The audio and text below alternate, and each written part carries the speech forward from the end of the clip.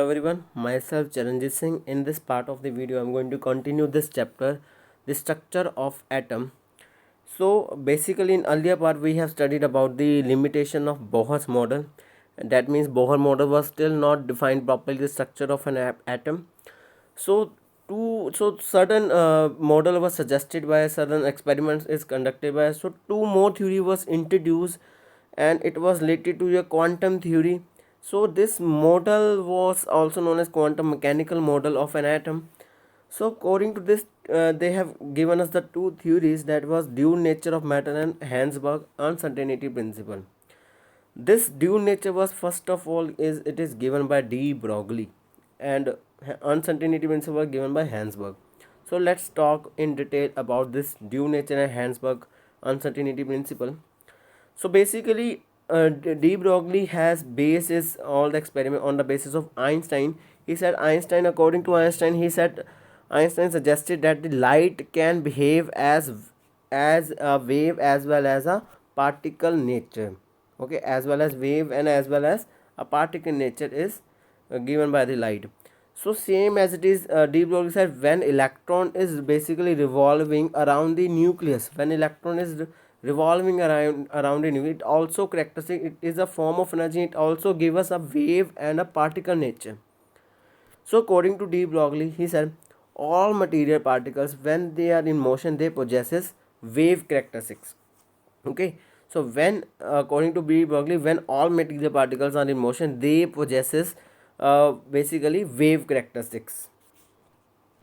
He has developed a relationship between these relation between Einstein and another Planck constant.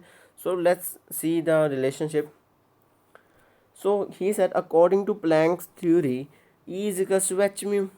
Okay, according to Planck's theory, E is equals to h into mu. Okay, mu is, this is what, this is frequency, this is Planck constant, this is the energy.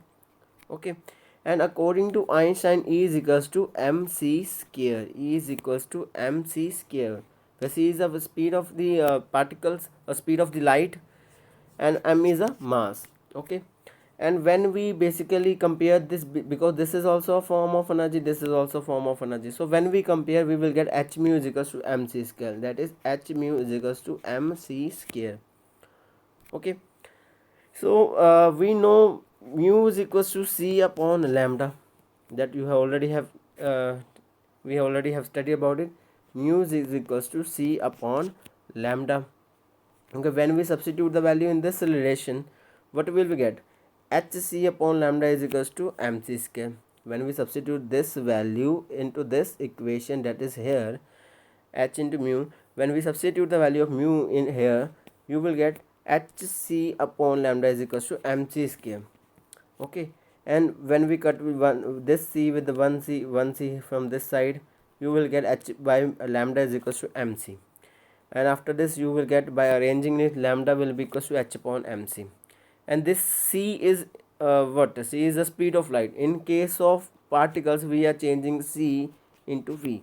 Okay, in case of particles, so lambda will becomes is equal, lambda becomes h upon m into v.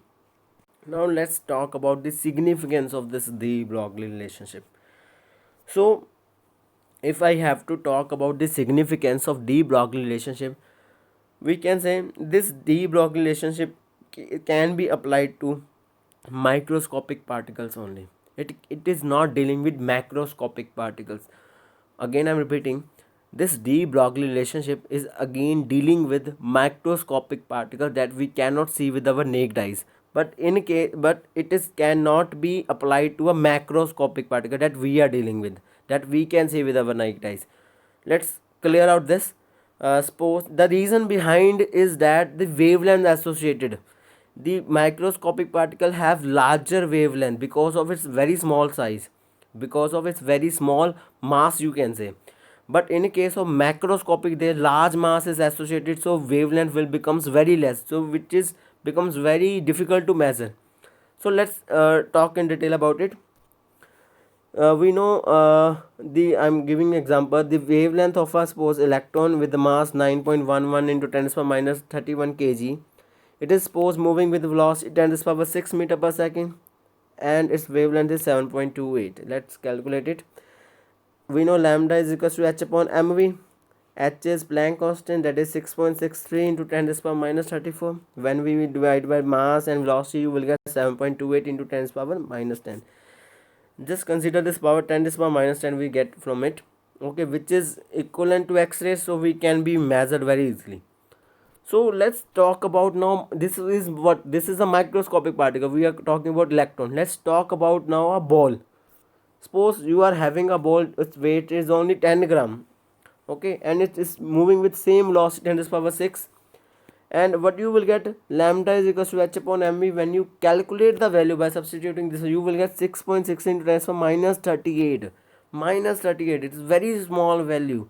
So wavelength is very short here in case of macroscopy. When we are dealing with ball, wavelength is small, but when we are dealing with micro, that is electron, the wavelength is large.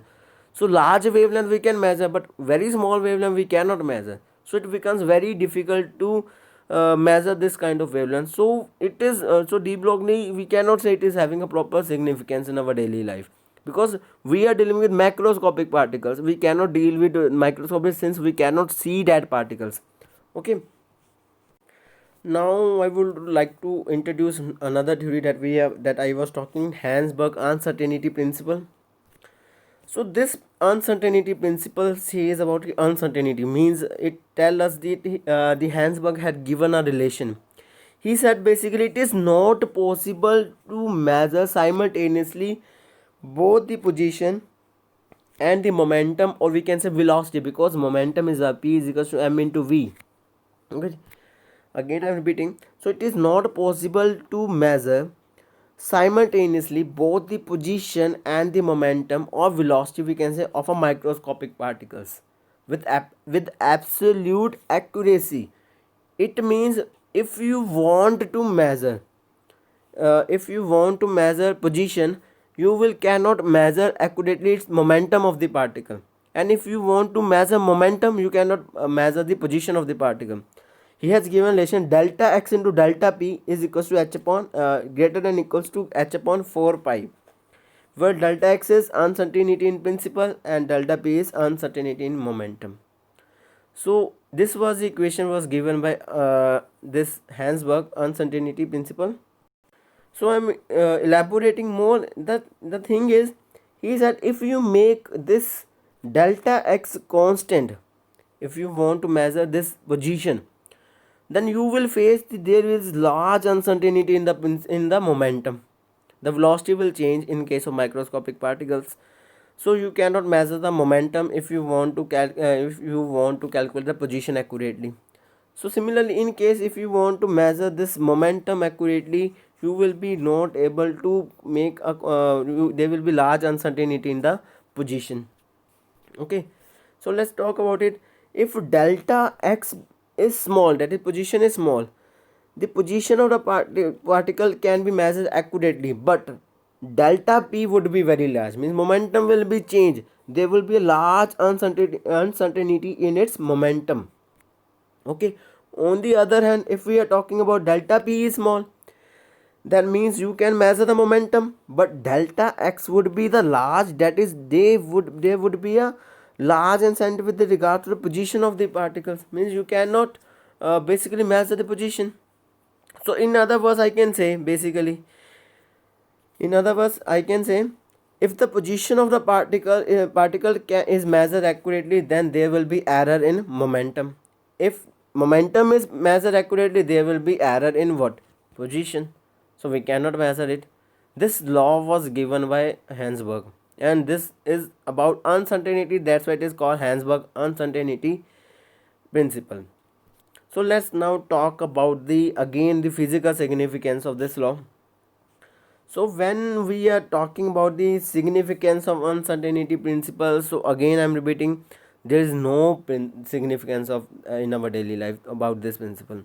The reason is we are again dealing with macroscopic particle, and this law is for only microscopic, that the particle that we cannot see, this law is applied to only that one. Okay, but we are dealing with macroscopic particles, so this law is having no significance in our daily life. So this was the two theory that was suggested by the quantum model of an atom. So let's talk about another thing, that is concepts of atomic orbital, or we can say probability picture of an electron, which is known as orbital. We have studied about orbit, and this is a new concept. This is called orbital, which is inside the orbit, we can say. So orbital is what? Orbital is a region. It is a region in space where the nucleus, where we are finding the probability of finding the electron is maximum. Suppose this is an orbit, we know this is a Bohr. We in Bohr theory we have said electron is moving in a particular orbit. So if we want to identify where is the electron, because we know 99.99% of the space is empty inside an atom. So if we want to locate electron inside a atom, so we are defining one term that is called orbitals. So orbitals are what? Orbitals are the region where probability of finding electron is maximum. The area, darkened area, shows the probability of finding electron in this particular region is larger or more. Okay, so this is called basically orbital. Okay, the probability factor where we can find the electron. Now the problem is there is no such one orbital exist in case of atom. There can be so many orbitals where we can say the probability of finding the electron is maximum. So new terms introduced, that is quantum numbers, because these orbital can be distinguished in shape, size, orientation. So to describe about more, so there is new term, the new rules are set, that is called basically quantum numbers. They are designated as N, L, ML. We will talk about in detail. And one more quantum number is there, that is called spin quantum number, is also there to calculate the spin or to measure the spin of the electron. And I am going to discuss in detail about it. So let's start. So first one is principal quantum number, which is noted by small n, and this quantum number basically determines the main energy shell, okay, or we can say level in which electron is present. For example, it can be a whole number. For example, if n is equals to 1, it means it is a k shell. If n is equals to, it will be L shell. If n equals to 3, it will be M shell. N is equals to 4, it will be N shell, up to so on. So it basically determines the main energy level in which electron is present.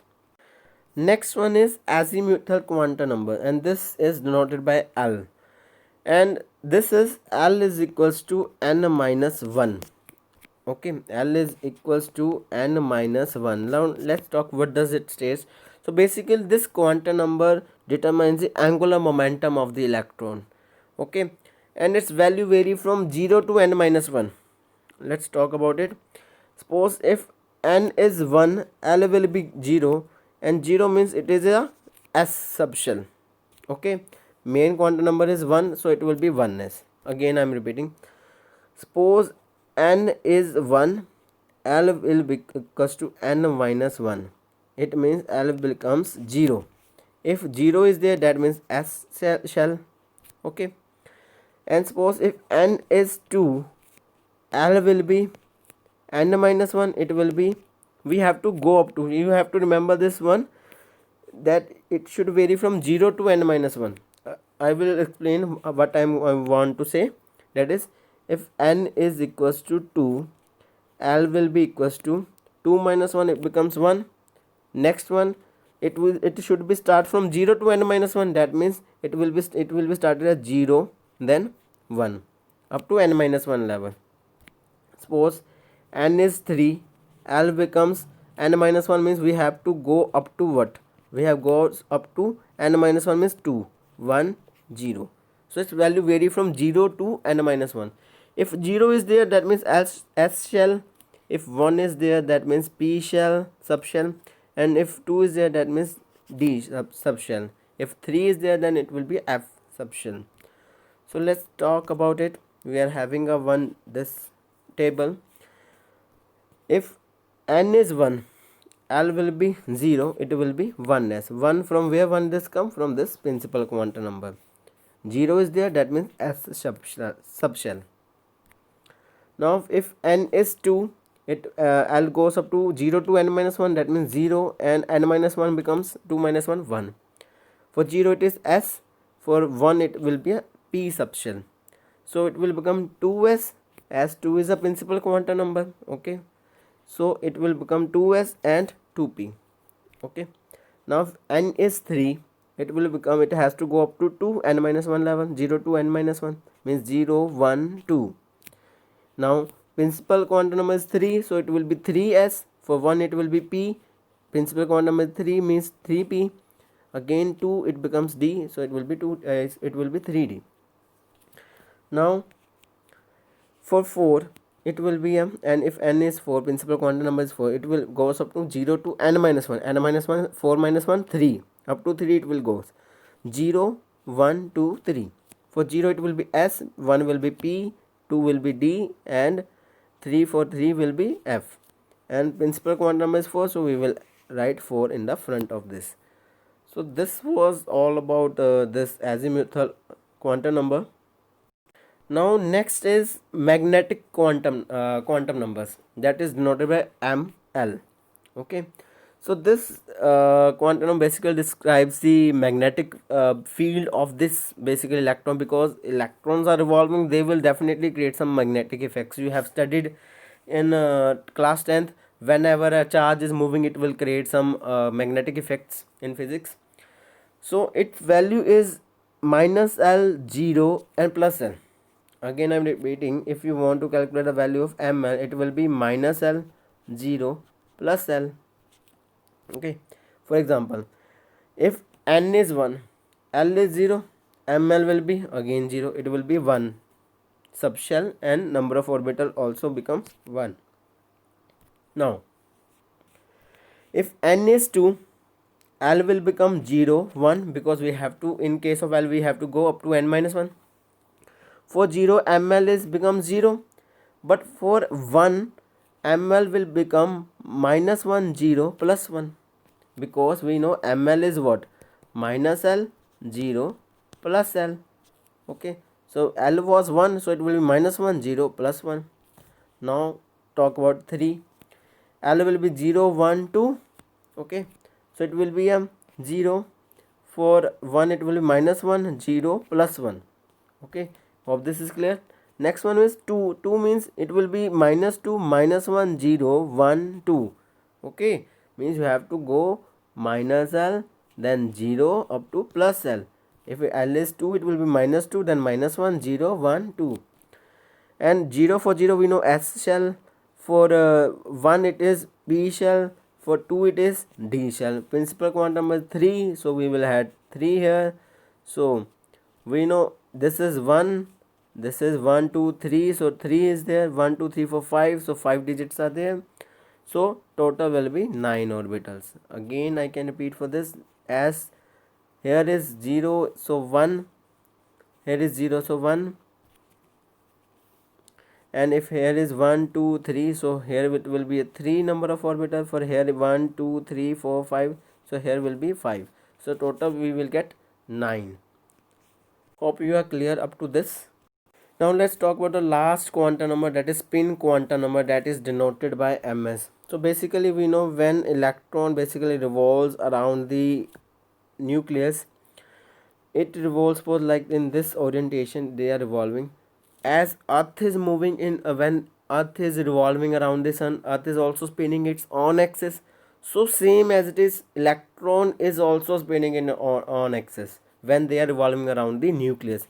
But the condition is, when electron is revolving, one electron is revolving clockwise and another electron which is moving, suppose these two are moving in this side and this is going to be revolving around its axis anti-clockwise, so they cancel out the effect of each other. So spin quantum number says about the spinning of these electrons. One electron, when they both electrons are revolving around the nucleus, one electron will revolve clockwise, another electron will revolve anti-clockwise around its own axis when they are revolving around the nucleus as earth is revolving.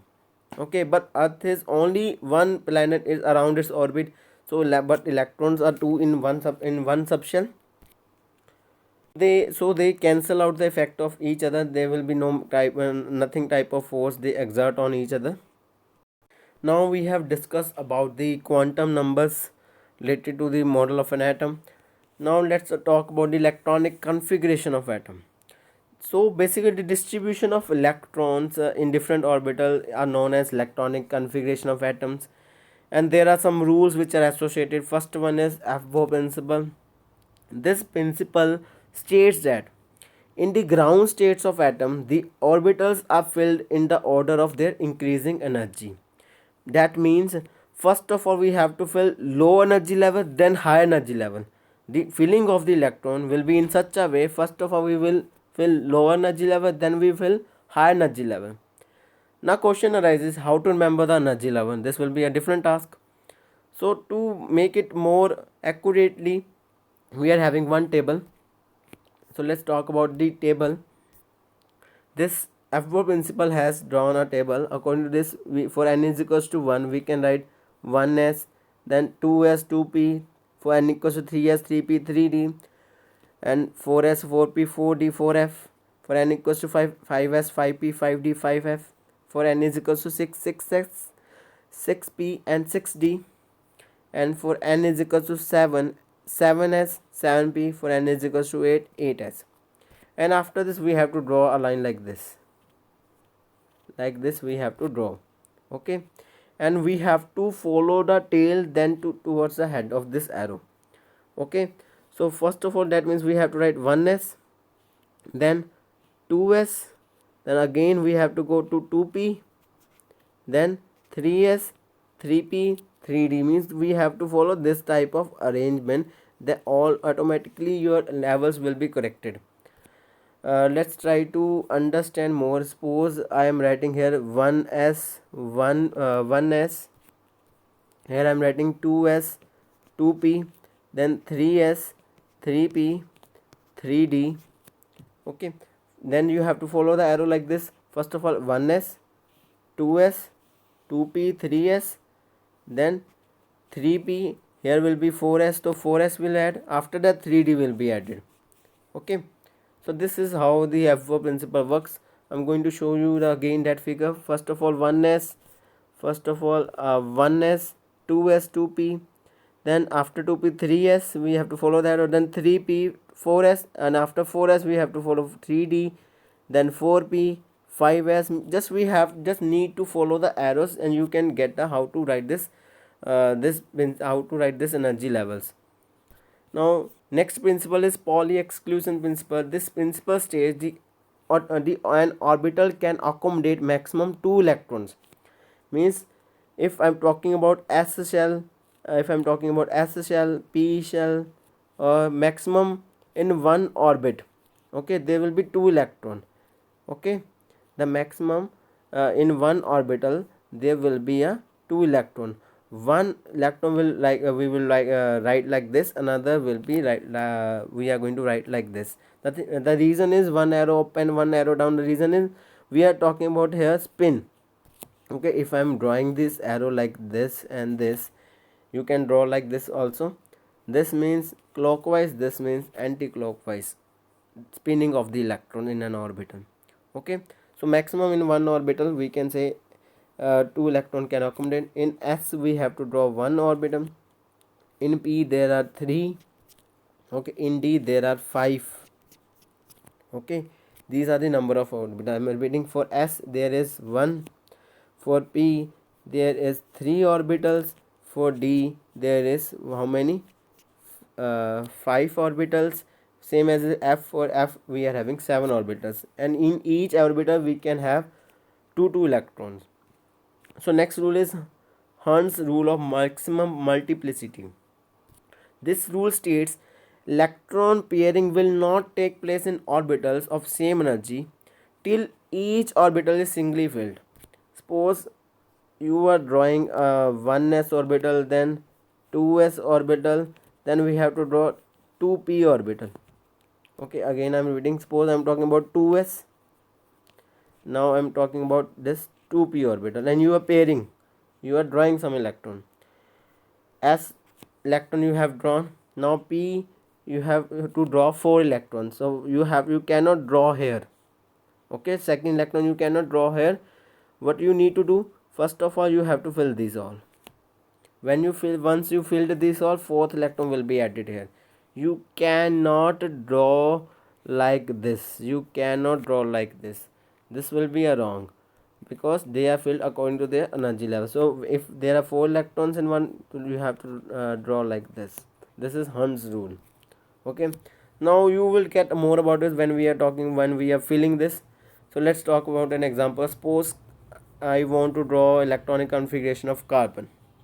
Okay, carbon, atomic number of carbon is 6. Okay, the atomic number of carbon is 6. Now according to F4 principle, first of all I need to find out the configuration. So he said, basically let's see from our previous slides, 1s, then 2s, then 2p, 3s, this will come. Let me to draw it. First of all, 1s, again I'm writing 1s, then 2s, 2p, 3s, 3p, 3d, 4s, 4p. Okay, now I am going to draw the arrow. I have to draw like this arrow. Okay, I need only up to this, because atomic number is only 6. Now in each we know we can write first of all 1s. In s, how many orbitals were there? How many electrons? 2 only. Then 2s, again s orbital is there, then only 2 electron can have. In p, how many orbitals were there? 3. So in 3 orbital maximum 2 electron can evolve. So in 3 orbital we can write 6 can come, but our atomic number is only 6, so we need only 2. Okay, we need only 2. So 2 plus 2, 4, and we need 2 more, that will become 6. Okay, I am going to explain it again. In carbon we know atomic number is 6. If I need to draw again, you just need to first of all remember this thing. In s there is 1 orbital, in p there are 3 orbitals, in d there are 5, in f there are 7 orbitals. Okay, in one orbital you can fill 2 electrons. So s can have 2 electrons, p can have 6 electrons, because there are basically 3 orbitals. Okay, similarly d can have 10 electrons, f can have 14 electrons. So I am writing here 1s, again 1s, 2s, 2p, 3s, 3p, 3d. Now I need to draw arrows like this. Okay, now we know the atomic number of carbon is 6. So 1s2, then 2s2, 2 plus 2, 4. Now we just need 2 more. So after this arrow is goes to 3s.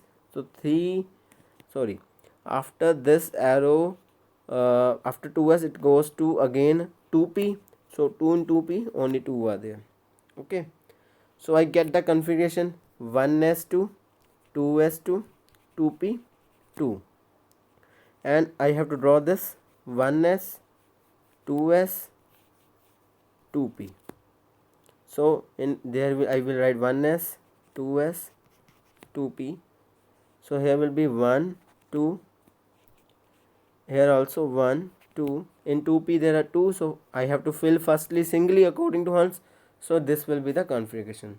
Okay, this will be electronic configuration, as you can see here also. 1s, 2s, 2p, 2, 2s, 2, 2p, 2. So 1, 2 here, 2 here, and 1, 1 single filled here. Similarly, if we can try for chlorine, we know I have to firstly make this table.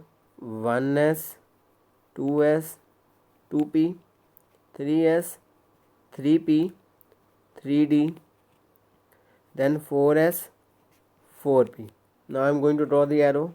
1 arrow, second arrow, third arrow, then this arrow. Now chlorine atomic number is 17.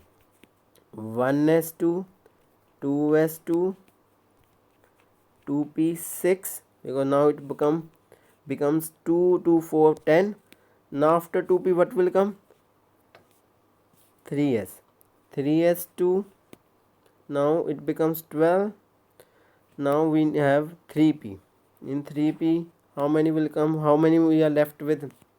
It's 2, 2, 4, 6, 10 plus 2, 12, and we need to have 17, so I am here writing 5.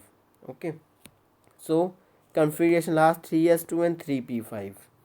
So what will we get? 3s2, 3p5. So 1, 2, in p how we draw? 1, 2, 3, 4, 5. This will be our chlorine configuration. So let's have a look here. So it will be like this: 1s2 is fully filled, 2s2, 2p is full, 3s2 has only we need to draw this one, this two only. So 3p is only one will be unfilled. Similarly, you can see for some more examples like lithium, beryllium, boron. So you can try more from your this periodic table of elements. You can try for any elements up to 108 we are having elements. You can try for it. You can firstly make this type of configuration, then you can fill inside this orbital diagrams and you will get your answers. Thank you. And we will I am continue this chapter again next part again. Well, I will take some critical problem related to this chapter. Thank you.